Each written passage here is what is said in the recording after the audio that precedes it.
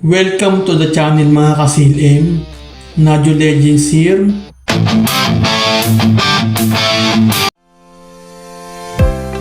Ang unang major highlight ng Season 4 ay ang official launch ng Guild Boss. Ang Guild Boss na unang ipinakilala bilang pre-season content ay magsisimula na ng kanyang official season kung saan mas malalaking challenges ang haharapin ng mga guild habang nagtutulungan para makamit ang tagumpay. Official launch ng Guild Boss, dadagdagan ang amount ng guild token na makukuha at magkakaroon din ng mga bagong items na idaragdag. Magagamit ng mga adventures ang kanilang guild tokens para bumili ng iba't ibang items sa shop. Guild Token Shop Open. Magbubukas ang Guild Token Shop kasabay ng official season ng Guild Boss. Paano makakuha ng Guild Tokens? Sa pamamagitan ng pag-defeat ng Guild Bosses, makakuha ang mga adventurers ng Guild Tokens na maaaring gamitin sa Guild Token Shop para sa iba't ibang rewards at items. Mas maraming boss battles, mas maraming guild tokens, at mas maraming reward para sa buong guild. Bagong guild-based ranking event sa Season 4. Isang bagong guild-based ranking event ang ipakilala sa Season 4. Sa loob ng event period, automatic kong mag-accumulate ng hunting points ang guild habang nangangaso ng mga bales. Ang mga miyembro nito, ang ranking ng bawat guild ay ibabase sa kabuuang puntos na naipon ng mga guild sa loob ng parehong server. Ang event na ito ay planong gawin weekly at magkakaroon ng kabuuang 4 rounds, kaya mas maraming magkakataon para sa mga guild na makipagkompetensya at magtulungan sa buong season para mas maging rewarding ang pagsali. Kasama ang inyong guild, naghahanda rin ng iba't ibang useful items at reward na makakatulong sa inyong adventure sa buong sheet content. Sa buong sheet continent. Guild Hunting Ranking Event Rewards.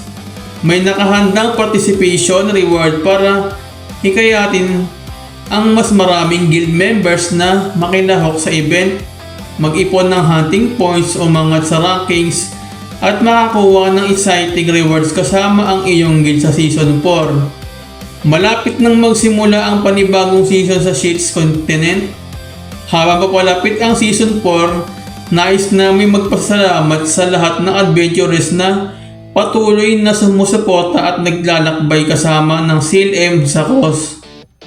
Sa paparating na season na ito, naghahanda kami ng mga bagong challenges, competitive content at ang official launch ng Guild Boss content para magbigay ng panibagong goals at exciting experiences sa inyong adventure. Tignan natin ang mga naghihintay sa inyo sa Season 4. Official launch of Guild Boss content. Ang unang malaking highlight ng Season 4 ay ang official launch ng Guild Boss. Ang Guild Boss na unang ipinakilala bilang pre-season content ay magsisimula na ng official season nito na magbibigay sa mga guild na mas malalaking challenges na harapin ng mga magkakasama. Guild Boss official launch, dadagdagan ang makukuhang guild tokens at magkakaroon ng mga bagong items. Magagamit ng mga adventurers ang guild tokens para bumili ng iba't ibang items sa shop. Guild Token Shop Open. Magbubukas ang Guild Token Shop kasabay ng official season ng Guild Boss. Sa pag-defeat ng Guild Bosses, makakakuha ang mga adventurers ng guild tokens. Dear Garden. Sa Guild Token Shop, maaaring ipalit ang guild tokens sa iba't ibang rewards kabilang ang useful back items at ang Dear Garden na ipinakita sa preview. Abangan ang bagong rewards na inihanda para sa guild activities ninyo sa Season 4. Guild Hunting Ranking Event. Isang bagong guild-based ranking event ang darating sa Season 4 Sa panahon ng event, automatikong may ipon ang hunting points habang nangangaso ng bales ang mga guild members. Ang rankings ay ibabase sa kabuuang hunting points na ipon ng bawat guild sa parehong server.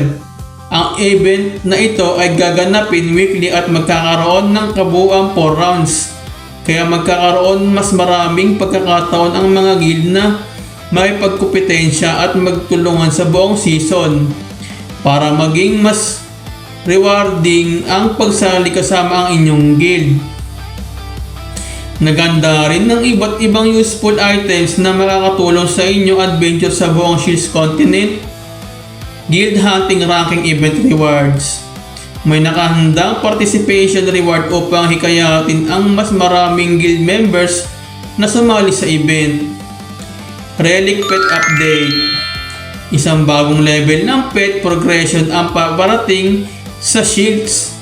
Sa update na ito, idaragdag ang Relic Pets bilang bagong pets grade na mas mataas pa kaysa Mythic Pets.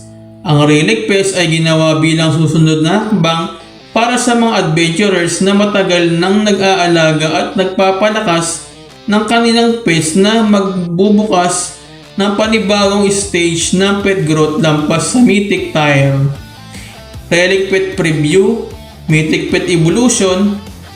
Magagawa na ng mga adventurers na i-evolve ang kanilang Mythic Pets papuntang Relic Pet gamit ang Complete Pet Heart. New Relic Pets added. Kabuang 4 na Relic Pets ang idaragdag na magsisilbing bagong goal para sa pet progression ng mga adventurers. Sa pamamagitan ng Relic Pet Update, ang mga adventurers na matagal nang mapapalakas ng kanilang Mythic Pet ay magkakaroon ng pagkakataong maabot ang mas mataas pang antas pet advancement. Mas marami pang detalye tungkol sa Relic Pets, kabilang ang kompletong update information ang ilalabas sa official patch note summary ng Season 4, Guild Boss Official Season, Guild Token Shop, Dear Garden Reward, Guild Hunting Ranking Event for weekly rounds, Participation Rewards, Relic Pet Tier above Mythic, Mythic Relic Evolution for new Relic Pets. Mukhang magiging malaking update ang Season 4 para sa mga guild players at pet collectors sa SEAL-M. Season 4 Major Update Review, Orb Equipment Update, Orb Equipment, or magkakaroon ng bagong orb na ilalagay bilang shield slot equipment maliban sa Paladin class. Ang orb ay isang special na item na ginawa upang mas mapalakas at masuportahan pa ang combat capabilities ng mga adventurers sa kanilang mga laban. Sa pamamagitan ng orb equipment, magkakaroon ng dagdag na paraan ang mga adventurers para mapahusay ang kanilang performance at maging mas handa sa iba't ibang challenge sa Season 4. World Boss Pre-Season. Inihahanda na ang World Boss bilang pre-season content kung saan maaaring harapin ng mga adventurers ang isang napakalakas na boss at makipagkompetensya sa ranking sa loob ng kanilang rehiyon. Mga tampok. Regional ranking competition, makipagkompetensya sa ibang adventurers sa iyong rehiyon para sa mas mataas na ranking. Class-based rankings, magkaroon ng hiwalay na rankings batay sa bawat class para mas mapataas ang kompetensyon. Bagong challenge para sa second class adventurers, isang panibagong hamon para sa mga adventurers na nakaabot na sa kanilang second class progression. Ang sistemang ito ay ginawa upang mabigyan ang mga adventurers ng mas pataas na ranking competition habang patuloy nila ipinalakas at ipinatupad ang kanilang mga karakter sa pamamagitan ng mga bagong challenges. 100 Days Celebration Event bilang pasalamat sa mga lahat ng adventurers na nakasama namin sa journey na hanggang ngayon. Naghahanda kami ng isang special na 100 Day Celebration Event. Maraming rewards, bonuses at exciting activities ang naghihintay para enjoy ng lahat. Malapit na ang Season 4, hindi na kami makapaghintay na makita kayong harapin ang mga bagong guild challenges at ipagpatuloy ang inyong adventure sa buong Shields. Kita kayo sa Shades Adventurers. Hanggang dito na lang yung video. Maraming salamat. Nadyo Legends is out.